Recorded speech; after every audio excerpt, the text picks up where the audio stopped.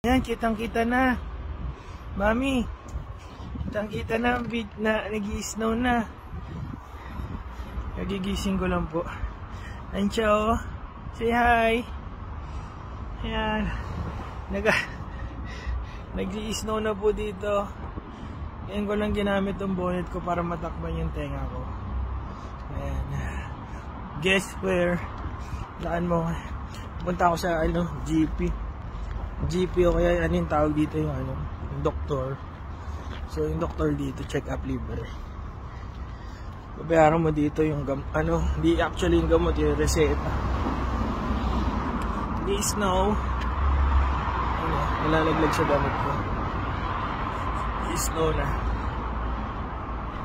So kailangan prepared ka yung tenga. Natatakpan. Tawid tayo. Tawiran eh. Pero nasunod naman tayo pag natawid. Sobrang lamig nag-yelo. Pero at least dito ganyan-ganyan lang. Hindi yan namumo. Ito po. Ay kuya. Lamig, yelo. Kapwa Pinoy natin dito. Ayan.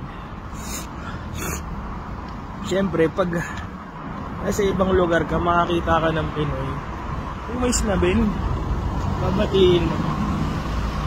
Nakikitawid din tayo. Ayan. Mabatiin ko. Bati-bati din sa mga Pinoy dito, syempre.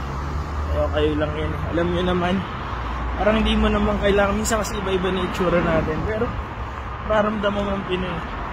Pag tumang umiti, alam na yan. Pag nagtuturo ng uso, yan, Pilipino yan. So, punta ako sa GP, kukunin ko yung gamot. Uy, dala ko ba yung card ko? Dala ko. Wala akong dalang susi. Hindi naman si mama sa bahay. So, malapit lang. Lakad lang to. So, 3 minutes lang dyan ako. So, sila yun. At, andito na ako. 2 minutes walk lang siguro. Tawid lang to sa bahay namin. Mga GP dito, lang, kapit bahay mo lang. So, Watford Health Center. So, pero hindi na dyan. Kasi nag-appointment na kami, tawag-tawag. Yung gamot dito, hindi mo mabibili. Paano ba? Ikaw na nga ma-explain yung nandito. Yan, pharmacy. Yan. So, papasok na ako dyan. Sabihin ko lang yung pangalan ko, tapos bibigay na nila yung gamot. So, hindi ko babayaran yung gamot. Libre. And, ayun na nga. May natutunan akong bago lang ito ngayon. So delayed na kasi late na kasi ako na book ng parang appointment ko more than 1 month na din sa allergy clinic. Oh sorry. So wait lang natin sila dumaan.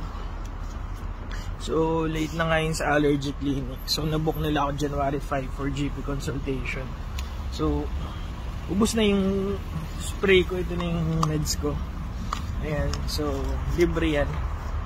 So ngayon, yung GP ko, hindi pala niya na forward yung gamot dun sa pharmacies.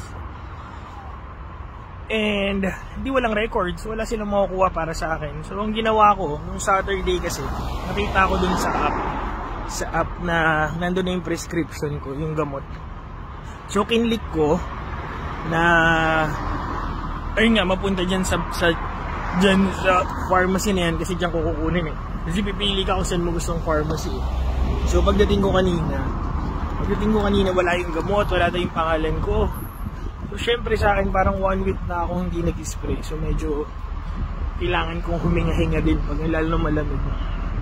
So ngayon meron dong sa app, meron sa ilalim 1-111. I-click mo siya. Kunyari in case na nga na-delay na yung gamot or ano man yung concern, parang yung pharmacist na yung magde-decide kung bibigay sa'yo o wala. So ngayon kasi, una ayaw pa ibigay. So ngayon bumalik ako dun sa GP. So dun sa GP tinanong ko, sabi nung receptionist na lalakad ako, malapit lang naman. Ayun na yung akin. Street na yun. Good. Tapos, sabi nung receptionist, antay daw ako ngayong araw. Baka in the end of the day, i-approve nila. Tapos bukas ko makuha yung gamot. Hindi pwede kasi nga duty ako bukas. So kailangan ko huminga. Tsaka kailangan ko talaga ng full strength pag duty. Yung mga nag-work dito, alam yan. So ngayon, ang ginawa ko, kinlik ko yung 111 doon. Tapos sinagutan ko yung mga survey kung hindi naman controlled medication, hindi naman emergency na meds kasi kung ganun, hospital ka na. So kinlik ko, nag-approve naman.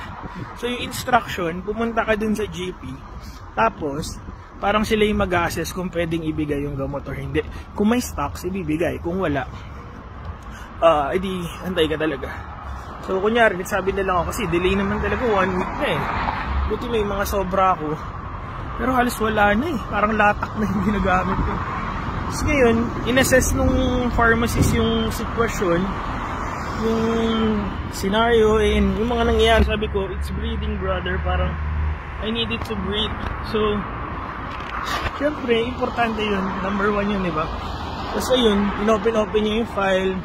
So, ako naman nagbabayad ng prescription, hindi naman siya libre. So, anyways, hindi nakuha ko. Kasi kaysa bukas, hindi ko makukuha ko pa yung next day pa.